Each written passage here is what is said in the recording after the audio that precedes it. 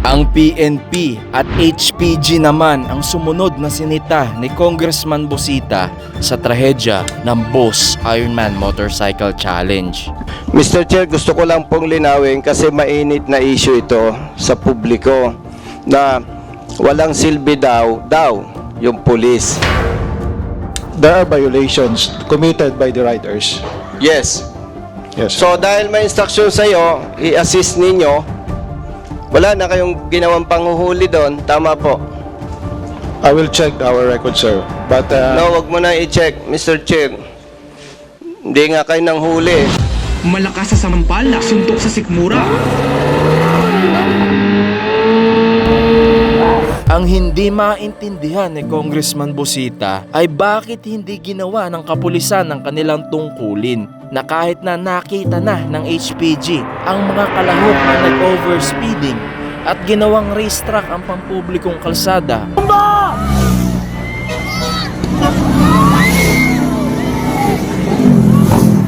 Ay wala silang hinuli kahit isa. Isa pang masakit at nakakadurog ng puso ay may isa pang kalahok na nanakit ng residente at umastang batas sa harap ng pulis at ginulpe ang isang residente pero pinatakas ito ng kapulisan at pinagpatuloy ang paglalaro sa naturang event.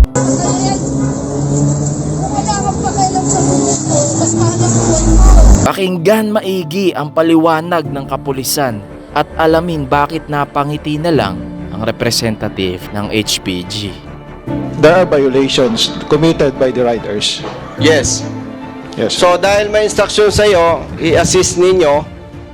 Wala na kayong ginawang panghuhuli doon, tama po.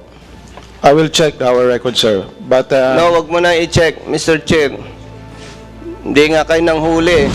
Malakas sa sampal, suntok sa sikmura at saka lang inabot ang dalawang motorista mula sa dalawa pang motorcycle rider na pawang mga kasali sa Boss Ironman Challenge 2024. Yung nakita po ninyo na yung dalawang participants in the presence of police officer, ginulpi nila yung Ito naman po alam na may Boss Ironman Challenge. Si Reynold ay nagtatrabaho bilang mangingisda at construction worker habang si Paeng naman ay lilipad patungong Canada upang magtrabaho. private individuals. HPG. Para sa inyo po Yes, ba sir. may violations yung event? Wala. on the part of the HPG, sir, not the event, but there are violations committed by the riders. Yes. Yes. So dahil may instruction sa iyo, i-assist ninyo. Wala na kayong ginawang panghuhuli doon, tama po.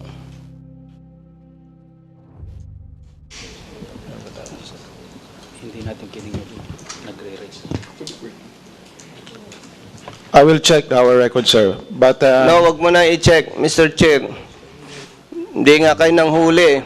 By the way, Mr. Chair, i-connect ko lang po sa HPG. Yung nakita po ninyo na yung dalawang participants in the presence of police officer, ginulpi nila yung private individuals. Mr. Chair, pwede po bang malaman kaninong area yon, jurisdiction? Is it true na ito ay nasa AOR ng Region 3, Mr. Chair? Mr. Chair, sir, Police Colonel Ogay may be recognized, sir. Sir, it is in the area of Region 3, sir, specifically at the province of Zambales, sir. Thank you. Mr. Chair, may ginawa po bang paglabag sa batas yung dalawang participants ng Boss Ironman Challenge? Yes, Mr. Chair, sir, they were filed, a case was filed against them for the disobedience to an agent of a person in authority, reckless imprudence, resulting in physical injuries and damage to property. Yun lang, sir. Mr. Chair, gusto ko lang pong linawin kasi mainit na issue ito sa publiko na walang silbi daw yung pulis. Ang tanong, Mr. Chair, dahil may paglabag sa batas yung dalawang participants, kinasuhan po ba ng pulis o hindi? Sir, it was filed in court, sir, in the prosecutor's office, sir. Okay, yung police po, inaresto ba nila yung riders? Hindi po, sir, because nag-iisa po yung police, sir, at that time because yung strength nila, sir, kukunti lang sila and napakalawak po yung coverage. They were spread thinly, sir. Kaya hindi po nila kaagad na naaresto yung mga participants na nakasuhan, sir, dahil bigla na lang sumakay sa motor then tuloy po sa race, sir. So, may kaso na. May kaso na po, sir. Thank you very much, sir. On the part of the Highway Patrol, sir, we only received memo from DO for the assistance, motorist assistance to be rendered sa activity ng Boss Ironman. But we did not issue permit or deny any permit on that occasion, sir. Di po ba Highway Patrol, when you are directed to, shall we say, coordinate, or for example with the Boss Challenge, hindi nyo na hinihiling kung may permiso yun?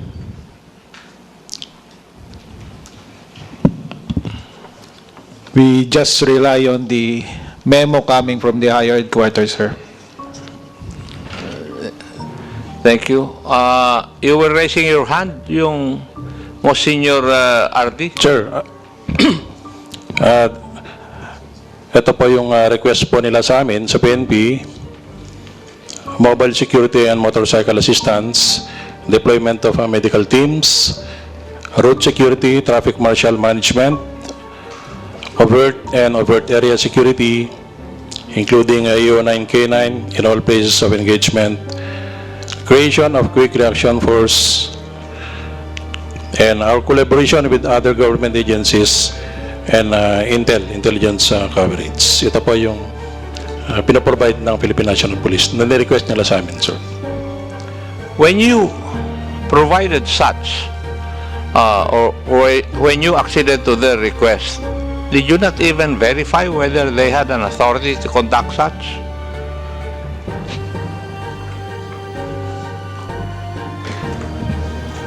The regional offices also get instructions, get orders from the national headquarters, Your Honor. So there was a directive, memorandum issued, so we followed, Your Honor. Just because it came from the Directorate for Operations of the Philippine National Police, you did not even ask for a copy of the authority or permit? Ganun po ba yun?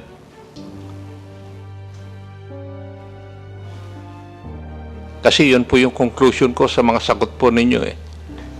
And if you are not going to answer that, then maybe if there will be a second hearing of this issue, maybe I think it is but necessary, COMSEC, to see to it that the hierarchy of the PNP in Camp Crame will be represented in the next hearing.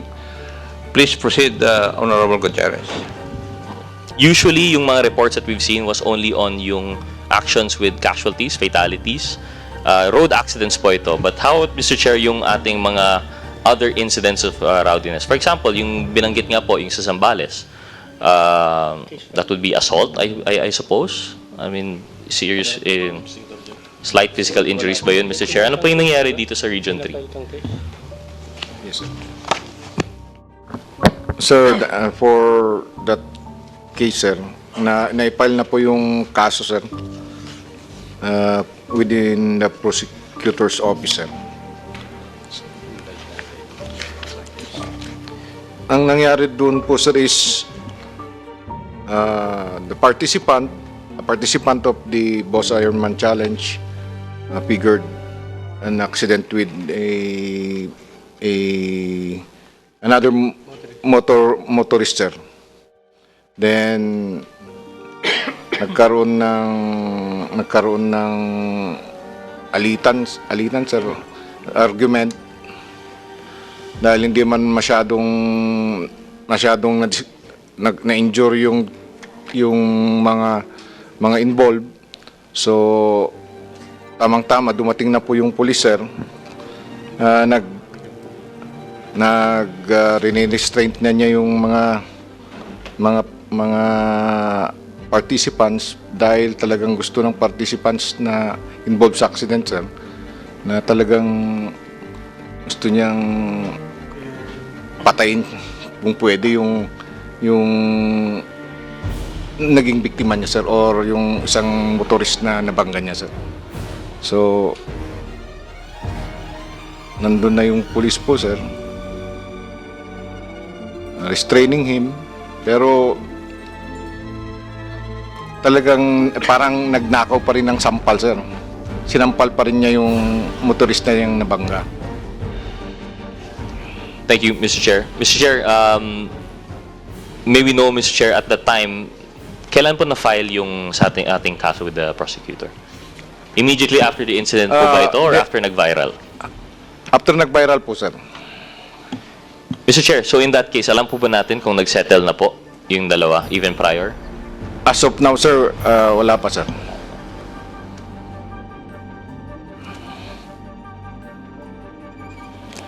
Mr. Chair, in that case, as advised by our partner here, we would like to hear more on this incident kasi po we want to show na hindi lang po yung road accidents yung issues po natin. There seems to be a very heavy toll rin social cost sa ating mga local stakeholders. We'd like to invite, Mr. Chair, the involved riders in said incident, and I'd like to make that into a motion, Mr. Chair. Sir, if I may, sir, I can tell the names of the... You want to say something before I rule as the chairman? Sir, if I may, sir, if I can say the names of the involved driver, sir. Mr. Chair, if I may. If I may, Mr. Chair.